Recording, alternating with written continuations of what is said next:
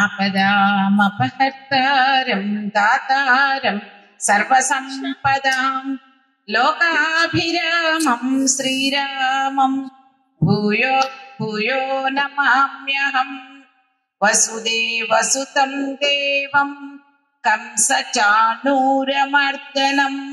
దేవకీ పరమానందం కృష్ణం వందే జగద్గురుం.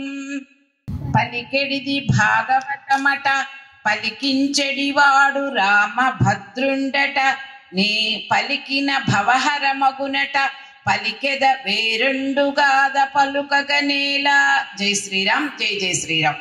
వేదవ్యాసుల వారు సాక్షాత్ విష్ణురూపుడని వ్యాసాయ విష్ణురూపాయ వ్యాసరూపాయ విష్ణవే నమో వై బ్రహ్మనిధయే వాసిష్ఠాయ నమో నమః అని చెప్పి మనం చెప్పుకుంటున్నాం. అంటే వేదవ్యాసుల వారు సాక్షాత్ ఆ నారాయణుడి యొక్క స్వరూపమే, విష్ణు స్వరూపమే అంటారు. అలాంటి మహానుభావులు, గొప్ప తపస్యాలులు, అంతేకాకుండా 18 పురాణాలు, 18 ఉపపురాణాలు రాశారు, బ్రహ్మసూత్రాలకు వ్యాఖ్యానం రాశారు, మహాభారతాన్ని రచించారు, వేదాల్ని విభజించారు. అలాంటి వారు ఇన్ని చేసిన ఏదో అశాంతి, అసంతృప్తి, వేదనతో బాధపడుతున్నప్పుడు సాక్షాత్తు బ్రహ్మ మానసపుత్రుడైనటువంటి నారదుల వారు వచ్చి, ఇన్ని రాశావు అయినా నీలో ఏదో వేదన కనిపిస్తుంది, ఈ వేదన పోవాలంటే నేను చెప్పినట్లుగా విను, భాగవతాన్ని రచించు అని భాగవతానికి మూలమైనటువంటి 4 చతుశ్లోకి భాగవతం అనేటువంటిది 4 శ్లోకాలని వేదవ్యాసుల వారికి చెప్పటం జరిగింది. ఆ 4 శ్లోకాల ఆధారంగా ఆయన భాగవతాన్ని రచిస్తారు. ఈ భాగవతాన్ని రచించిన తర్వాత ఆయన మనోవేదన అంతా పోతుంది. ఆయన హృదయము చాలా ప్రశాంతంగా, ఆనందమయంగా తయారవుతుంది. అలాంటి మహానుభావులకే ఎన్ని రాసినా అసంతృప్తి ఉండి ఒక్క భాగవతం రచించిన తర్వాత ఆనందం కలిగిందే, వేదనంతా పోయి మనలాంటి సామాన్యులం కూడా ఆ భాగవతాన్ని గనక వింటే మన మనసులో ఉన్న అనేక సమస్యలకు పరిష్కారము, వేదనలు తొలగి మనకు కూడా ఆనందాన్ని కలిగిస్తుంది ఈ భాగవతం. అలాంటి భాగవతాన్ని మనం తెలుసుకుంటున్నాం. దేవకీదేవి వసుదేవుడు పూర్వజన్మలో చేసుకున్నటువంటి తపస్ ఫలితంగా సాక్షాత్ ఆ దేవదేవుడు నారాయణుడే తమ బిడ్డగా జన్మించారు. వారు కోరుకున్నారు, స్వామి ప్రత్యక్షమై మీకు ఏం వరం కావాలి కోరుకోమంటే నీవే మాకు సంతానంగా కావాలయ్యా అని కోరుకున్నాడు. తత్ఫలితంగా ఆ నారాయణుడు వారికి బిడ్డగా అవతరించాడు. అయితే వాళ్ళు బిడ్డగానే దర్శించారే కానీ పాపం బాల చేష్టలు, బాల లీలలు, చిన్నపిల్లలు చేసే అల్లరి ఏమీ వాళ్ళు దర్శించలేకపోయినారు. పుట్టినరోజు పుట్టిన బిడ్డను పుట్టినట్లుగానే వసుదేవుడు గోకులంలో ఉన్న యశోద దగ్గరికి చేర్చాడు. అక్కడ పెరుగుతున్నాడు. ఎప్పుడైతే ఈ వసుదేవుడు అక్కడికి చేర్చిన తర్వాత మాయాదేవిని తీసుకొచ్చాడో ఆ మాయాదేవి కంసునికి చెప్తుంది, నిన్ను సంహరించేవాడు అదిగో నీ మృత్యువు గోకులంలో పెరుగుతుందని. ఆ మాట విన్న కంసుడికి భయం పుట్టి తన అనుచరులైనటువంటి కొందరు రాక్షసుల్ని ఆ గోకులంలో ఎవరి దగ్గర పెరుగుతున్నాడు ఆ బిడ్డడు కాబట్టి ఈ పసిబిడ్డలు ఎక్కడున్నా సరే వాళ్ళని సంహరించమని ఒక్కొక్క రాక్షసుల్ని పంపించడం జరుగుతుంది. ప్రథమంగా పూతన అనే రాక్షసి ఆ గ్రామమంతా తిరిగి చిన్నపిల్లలందరినీ సంహరించి చిట్ట చివరికి నందగోపుని గృహానికి వస్తుంది. అక్కడ బాలోత్సవం జరుగుతుంది. అందరూ వచ్చి మన యశోదమ్మకు అందమైన పిల్లవాడు పుట్టాడని అందరు చూస్తుంటాడు. ఆ పిల్లవాడిని వచ్చి ఆమె సంహరిద్దామని మారువేషంలో వచ్చి విషాన్నిచ్చి అమృతత్వాన్ని పొందుతుంది. ఈ విధంగా ఒక గండం గడిచింది కృష్ణయ్యకు. ఆ తర్వాత మరలా ఒక రోజు, అంటే అప్పుడు పురిట్లోనే ఉన్నాడు కృష్ణయ్య. 3 నెలల బిడ్డైనాడు. 3 నెలల పిల్లవాడుగా ఉన్న సమయంలో ఒకానొక రోజు బోర్ల పడతాట. పడగలనే తల్లి ఏం చేస్తుంది, అబ్బా మా కుమారుడు బోర్ల పడ్డాడు అంటే పెరుగుతున్నాడు, త్వరగా పెరుగుతున్నాడని ఆనందంతో ఆ గోకులంలో అందరికీ కబురు చేస్తుందిట, గోప స్త్రీలకి అందరికీ కబురు చేస్తుందిట. ఇదిగో ఈరోజు మనం ఉత్సవం చేసుకోవాలి, నా పిల్లవాడు బోర్ల పడ్డాడు అని. ఇదివరకు ఇప్పుడు కూడా చాలా మంది చేస్తారండి. కొంతమంది ఏంటంటే పిల్లవాడు ఊ అని 3వ నెలలో నుంచి కొడుతుంటే గిన్నెలు పంచుతారు, బోర్ల పడితే బొబ్బట్లు పంచుతారు, గడపలు దాడితే గారెలు పంచుతారు. అడుగులు వేస్తుంటే అరిసెలు పంచుతారు. ఇలా ఒక్కొక్క అబ్బాయి పెరిగేటప్పుడు చేసే ఒక్కొక్క చేష్టకి, ఒక్కొక్క ప్రక్రియకి వాళ్ళు ఒక్కొక్క రకమైన సంతోషంతో ఉత్సవాన్ని చేసుకుంటారు. అలాగే ఆమె నా కుమారుడు, నా చిట్టి తండ్రి, నా వరహాల తండ్రి బోర్లబడ్డాడు, కాబట్టి మనం ఈ గ్రామం అంతా కూడా చక్కగా ఉత్సవం చేసుకుందాం అని చెప్పేసి చెప్తే ఆమె మాటకి ఎవ్వరు ఎదురు చెప్పరు, అందరికీ ఇష్టమే. కాబట్టి అందరం కూడా అయితే ఎక్కడికి వెళ్ళి ఉత్సవం చేద్దాం, యమునా నది దగ్గరికి వెళ్ళి యమునా నది దగ్గర రేపు ఉత్సవం చేద్దాం, అందరూ బండ్లు కట్టుకొని రండరా అని చెప్పి అందరికీ తెలియజేసింది.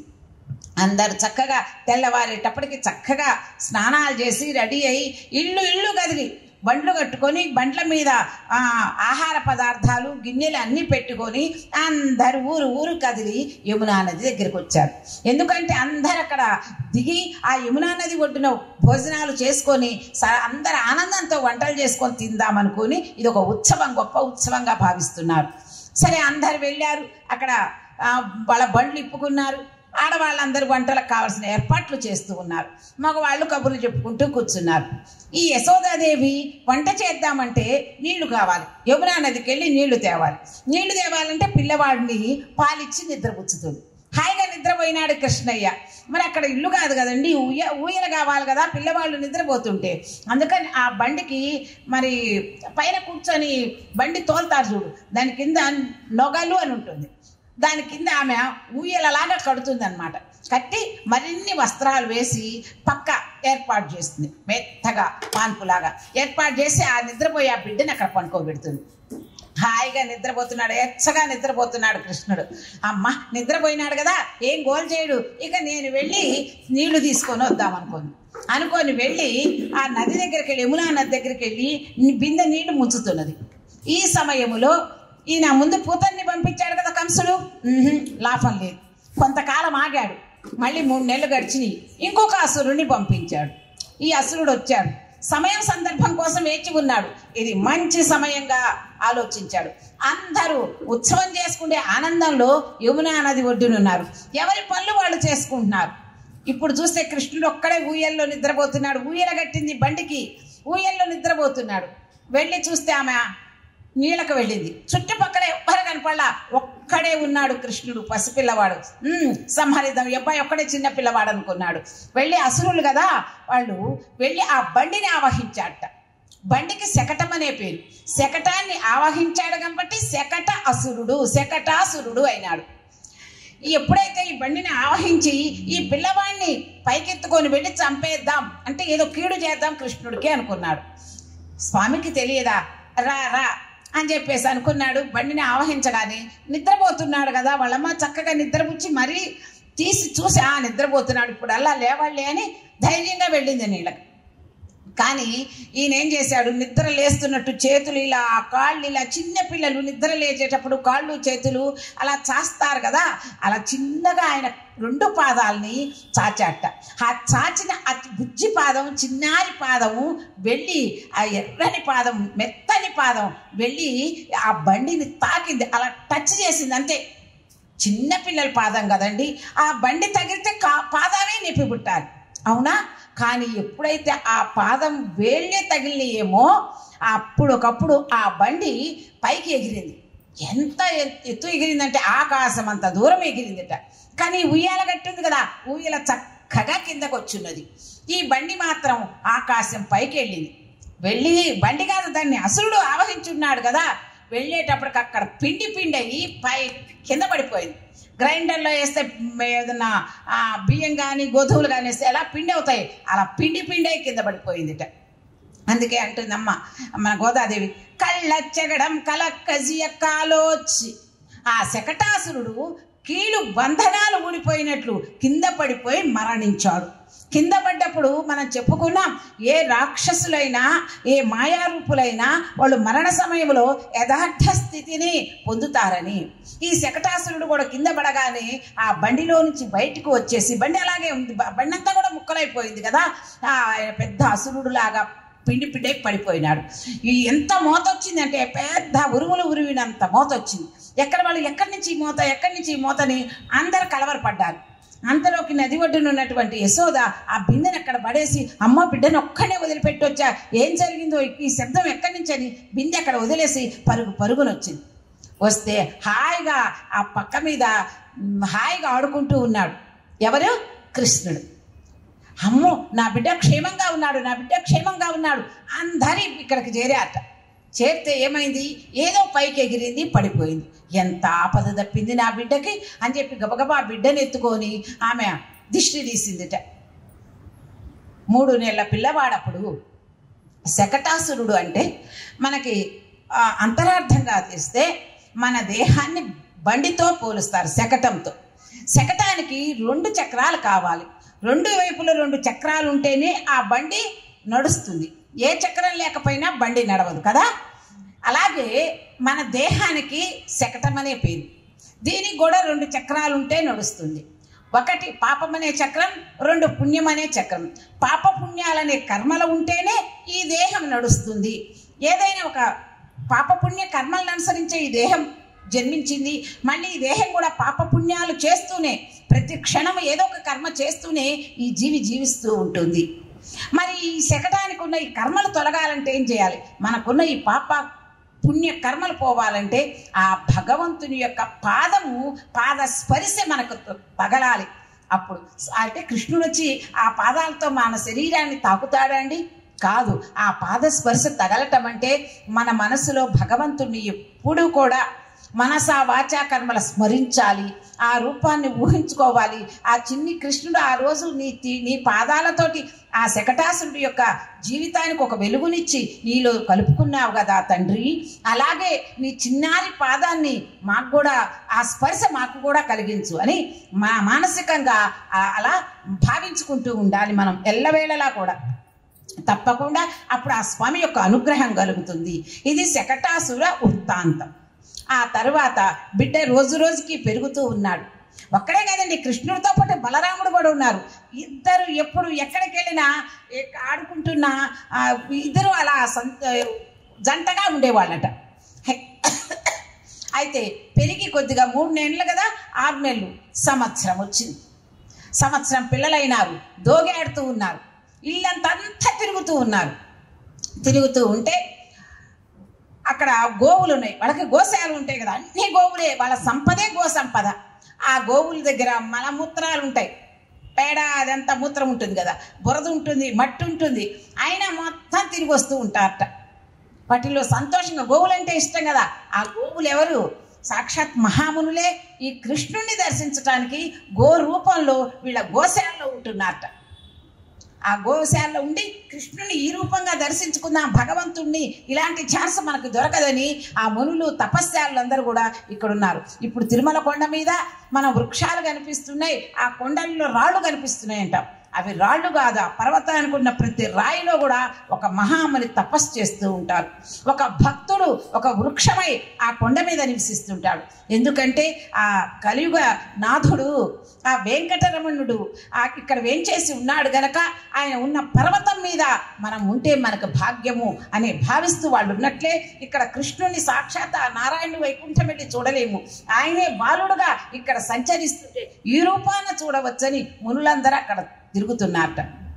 చూడండి, వైకుంఠవాసుడైన శ్రీమన్నారాయణుడు అందరి చేత సేవించబడే ఆ స్వామి ఒక పిల్లవాడై, పసిపిల్లవాడై గోశాలలో ఆ నందగోపుని భవనం వాకిట్లో మట్టి పూసుకుంటూ, పేడ పూసుకుంటూ, అదిగో బురదలో దొల్లె ఆడుతూ పొల్లె ఆడుతూ తిరుగుతున్నాడు. ఏమి విచిత్రం, ఏమి ఈ లీల, ఏమి ఆశ్చర్యం, ఏమి వైభవం. ఈ వైభవాన్ని చూడటానికి పైలోకంలో ఉన్నటువంటి దేవతలు ఆశ్చర్యపోతున్నారట. ఇది ఏమి భాగ్యం చేసుకున్నారో కదా ఈ నందగోపుడు యశోద అని వీరి భాగ్యానికి ఆశ్చర్యపోతున్నట్ట. భగవంతుడు ఎక్కడున్నాడు? శృతిమ పరే స్మృతిమ పరే భారతమ పరే భవంతి భవభీతాః అహమిహ నందం వందే యస్యాలిందే పరబ్రహ్మ. వీళ్ళందరూ అంటే నారదుల వారు వీళ్ళందరూ అనుకుంటారట, భగవంతుడు ఎక్కడ ఉన్నాడు దర్శిద్దామంటే ఎక్కడా గోచరించటంలా. దేవాలయాల్లో లేడు, వైకుంఠంలో లేడు, శృతుల్లో లేడు, స్మృతుల్లో లేడు, భారతంలో లేడు, భాగవతంలో లేడు. మరి ఎక్కడున్నాడయ్యా అంటే ఆ భాగవతోత్తముడైన నందుని వాకిట్లో మట్టిలో పొల్లాడుతుందయ్యా ఆ పరబ్రహ్మ తత్వం. ఆ వైకుంఠనాథుడైన దేవదేవుడు ఒక పసిబిడ్డగా ఆ మట్టిలో పొల్లాడుతుంది. భక్తుడు ఎంత గొప్పవాడో చూడండి. భగవంతుడిని కూడా తన ఇంటికి రప్పించుకునే శక్తి గలవాడే భక్తుడు, భాగవతోత్తముడు అని మనకి ఈ నందగోపుని యొక్క చరిత్రను బట్టి మనకు తెలుస్తుంది. ఆ తర్వాత ఈ పిల్లవాడు ఇలా తిరుగుతూ ఏం చేస్తున్న, పసిపిల్లలు ఎలా ఉంటారో లోకంలో సామాన్య బాలురు అలాగే చేస్తూ ఉన్నారు. అలా తిరుగుతుంటే అందరు గోపికా స్త్రీలు తిరుగుతున్నారు కదా, వాళ్ళ కాళ్ళకు పట్టీలు ఉన్నాయి. ఆ పట్టీలు నడుస్తుంటే గల గల గజ్జల శబ్దం వినిపిస్తుంది కదా. ఆ గజ్జల శబ్దాన్ని మమ్మేమో మా అమ్మేమో అని పరిగెత్తుకుంటూ వెళ్తాట, దోగాడుకుంటూ తీరా అక్కడికి వెళ్ళేటప్పటికి ఆ కొంగు బట్టి లాగుతారు. లాగేటప్పటికి ఆమె వెనక్కి తిరిగి చూస్తుంది. చూసేటప్పటికి మమ్మ కాదని కొంగు వదిలేసి మళ్ళీ గబగబా దోగాడుకుంటూ వాళ్ళ అమ్మ దగ్గరికి వచ్చేస్తారట బలరాముడు కృష్ణుడు ఇద్దరు కూడా.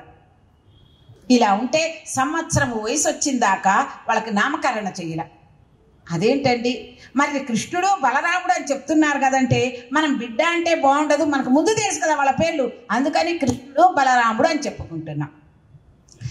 సమయం వచ్చింది.